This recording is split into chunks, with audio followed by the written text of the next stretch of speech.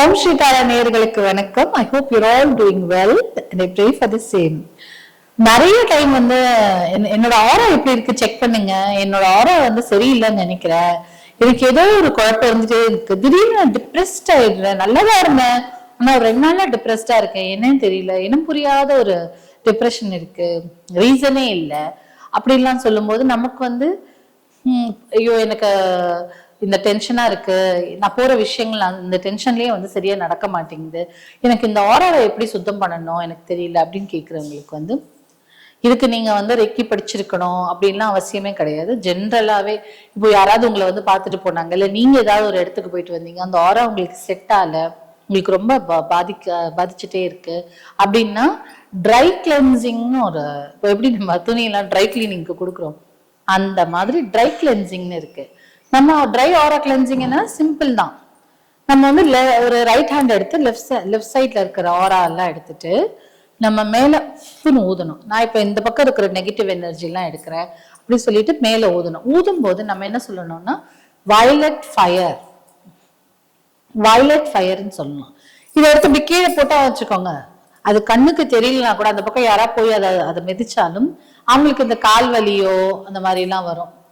நிறைய டைம் இந்த ஃப்ரீ செஷன்ல நாங்க பண்ணும்போது தெரியாம கீழே எடுத்து போட்டுட்டாங்க அந்த ஆரா எல்லாம் கிளீன் பண்ணி.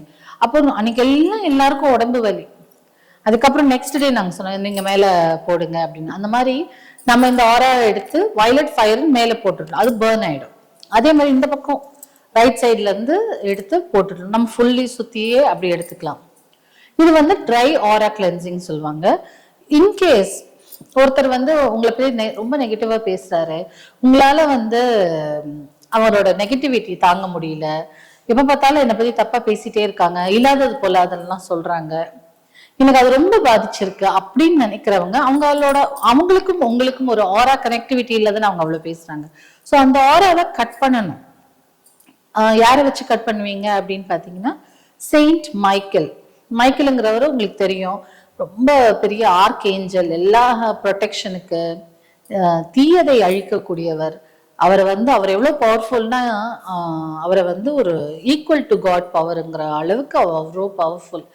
ஸோ அவரோட ஸ்வாட், அவர் பெரிய வாள் வச்சிருப்பார் இல்லையா, ஸோ அந்த வாளை வச்சு அந்த ஆராவை கட் பண்ணுங்கன்னு சொல்லி நம்ம மைக்கேல்கிட்ட கேட்குறோம். ஸோ யாராவது நம்மளை ரொம்ப பேசிட்டே இருக்காங்க, டென்ஷன் கொடுத்துட்டே இருக்காங்கன்னா உடனே நீங்க என்ன பண்ணணுங்க, அவங்கள நினைச்சு அவங்களோட ஆராவும் உங்களோட ஆராவும் கட் பண்ணி விடணும். எதை வச்சு கட் பண்ணோம்னா செயின்ட் மைக்கேல்ஸ் ஸ்வோர்ட் ஆரா கட். செயின்ட் மைக்கேல்ஸ் ஸ்வோர்ட் ஆரா கட். அவங்கள நினைச்சு இப்படி 2 கையை வச்சு இப்படி கட் பண்ணாலே உங்களோட ஆராவும் அவங்களும் அந்த யார் உங்களுக்கு தப்பா பேசுறாங்களோ அவங்களோட ஆராவும் கட் ஆயிடுச்சு. கொஞ்சம் கொஞ்சமா அவங்க உங்களை விட்டு விலகி போயிடுவாங்க, உங்களை ரொம்ப டார்ச்சர் பண்ண மாட்டாங்க, உங்களை பத்தி பேச மாட்டாங்க, அவங்க வாழ்க்கையை பார்த்துட்டு போயிட்டே இருப்பாங்க. ஸோ இதை ட்ரை பண்ணி பார்த்துட்டு சொல்லுங்க.